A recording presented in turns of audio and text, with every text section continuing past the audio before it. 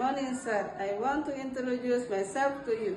My name is Muslihan. I am 40 years old. I was born 1st July 1985.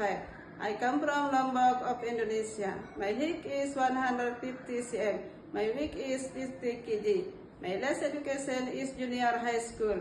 I am Muslim. I am devout. I have one daughter. She is 3 years old. My sister will take care of my child when go to in Singapore.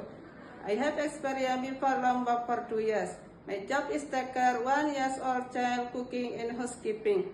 I can cook Indonesian food like soto, soup, opor, stir-fried vegetable and others. I can handle and cook pot, but I cannot eat pork because I'm Muslim.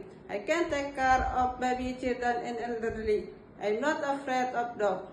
I want to go to Singapore because I want to work and need more money for me and my family in the future. I promise I will be a good husband, obedient, honest, hardworking, and finish my contract for 2 years in Singapore. Introduce finish. Thank you, ma'am. Thank you, sir. See you in Singapore.